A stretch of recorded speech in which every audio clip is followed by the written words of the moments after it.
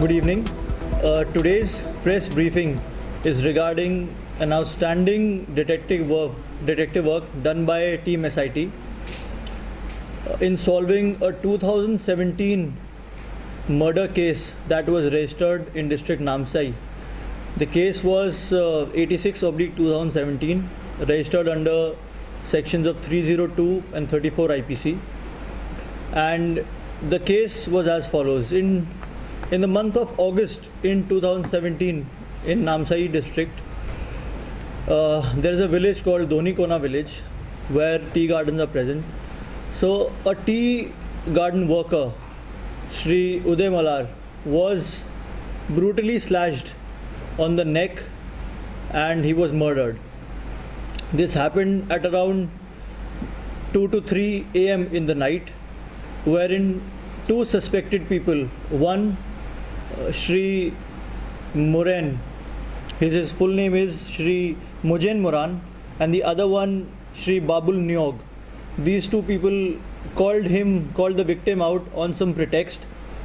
They had an old argument, so on the pretext of sorting it out, they called the victim out of his house, and then with a dao they brutally slashed his neck and left him to die.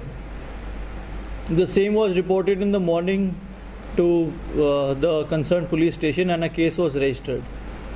So the story goes on like that from August 2017 till mid of 2018, this case remained with Namsai district, and they tried their level best to catch these two accused. Whatever clues they had just the names of these two people and one or two old photographs. So they tried to catch hold of these people, but despite their best efforts, they could not, because these people were very adept at hiding themselves, and that is why they absconded and they were evading arrest up till then. In mid of 2018, this case was given to SIT so that more focus can be given on this case and renewed efforts can be done. From mid of 2018 to the end of 2020, various efforts were made, but to no avail, because these two people were very difficult to find and they were not to be traced very easily.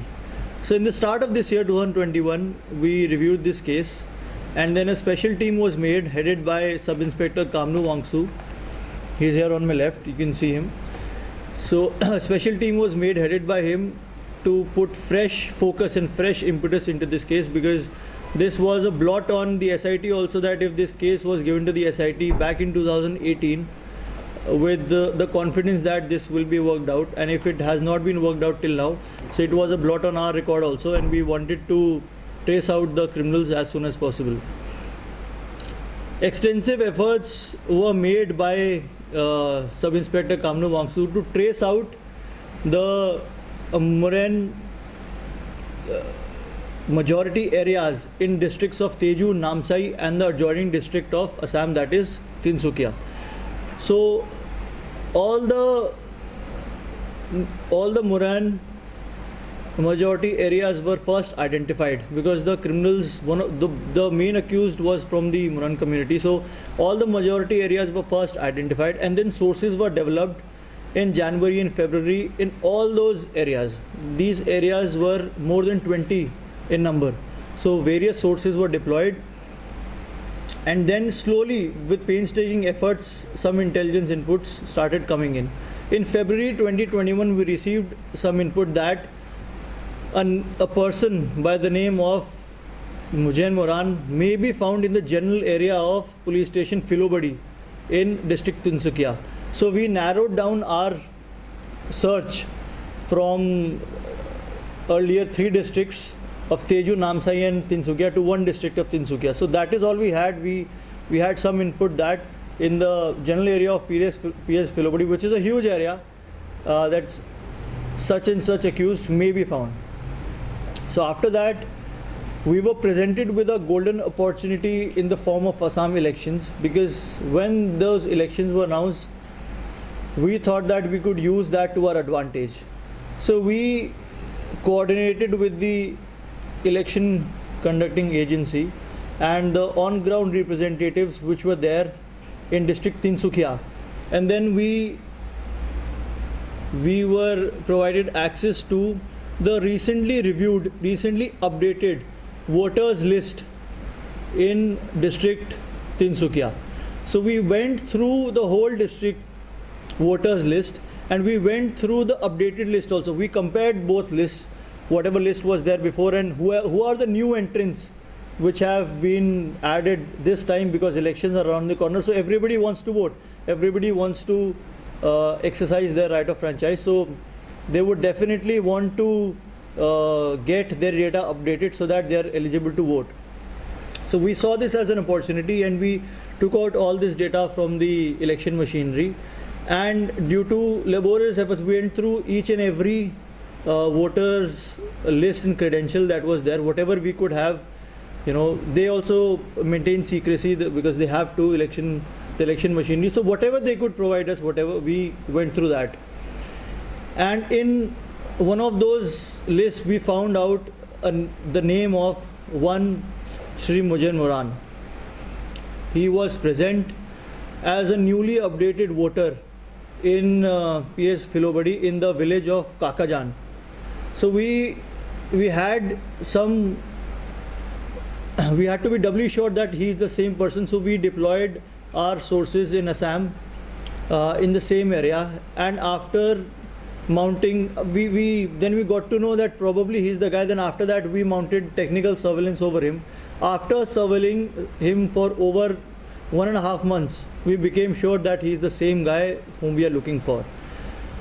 So 2 days back, when we became totally sure that this person is present, and if we have to move against him, we can probably take him into custody, a special team was formed, which was headed by Inspector Ashok Taing, and had Sub-Inspector Kamru Wangsu as the main constituent, and we had a lady constable also. So that team was sent in the night to village Kakajan in the area. They recceed that area first, and then they identified the house where our accused person was suspected to be living. And then they were successful in apprehending the accused. Information was passed to the local police station, and in the night itself, the team came back to Itanagar and then the next day he was shown to the court.